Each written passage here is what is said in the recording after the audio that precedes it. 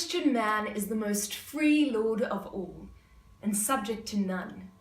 A Christian man is the most dutiful servant of all, and subject to everyone. Martin Luther. That is such a significant quote. In the world we live in today, servants are looked down upon. We are called to demand our rights, to demand what we deserve, to take care of ourselves and put self first. But God calls us to be counterculture, to begin to be servants, just as Jesus was. In Mark, it talks about how Jesus came to serve and not to be served, that he gave his life as a ransom for many, and may that be our example.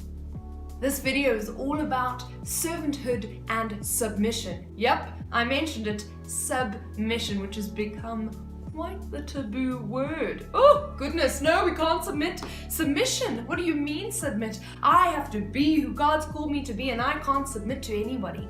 But when we begin to realize that submission brings freedom, freedom from this burden of always having to be right and always having to have things my own way. Yes, a burden.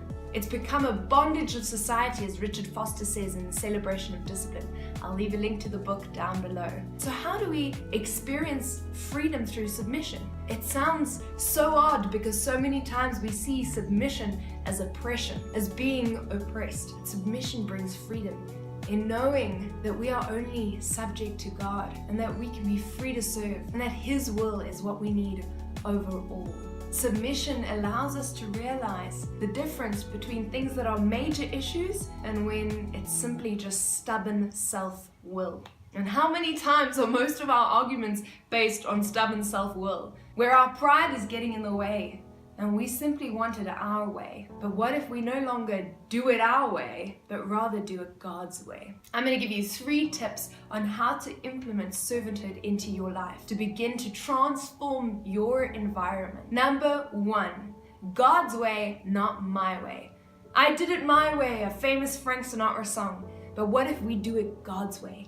He created us and knows all our days before we were even born. So what if we submit our plans to Him? And that can take the form of prayer and reading the Bible, seeking godly counsel, and making decisions based on what God wants rather than what you want. Realizing that it's time for our will to align with His. Your kingdom come, your will be done on earth as it is in heaven.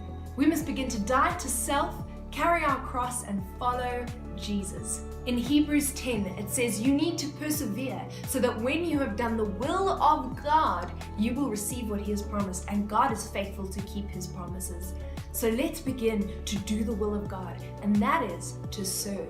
Number 2, grace for growth. God has given us so much grace. In 2 Corinthians 12, Paul asks God, take this from me.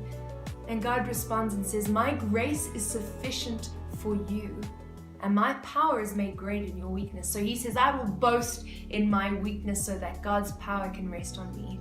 And may we begin to realize that grace is what shows God's power. Our weakness is what shows God's power. May we begin to realize that our weakness shows God's power, because only through Him are all things possible. And may we have grace for one another. It says in 1 Peter 4 that we must give whatever gift we have received in service to others as faithful stewards of God's grace in its various forms.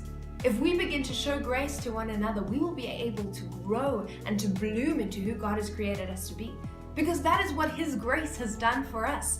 We are no longer under the bondage of religious ritual, of trying to do everything to get our salvation. Jesus came to fulfill that so that we could have freedom to serve out of love, to put ourselves last and to put Him first, and to no longer feel accused and condemned and full of shame. So let's begin to show more grace. Number 3, service with a smile. Yes, quite literally. In Philippians 2 verse 3 to 4, it says, don't do anything out of selfish ambition or conceit.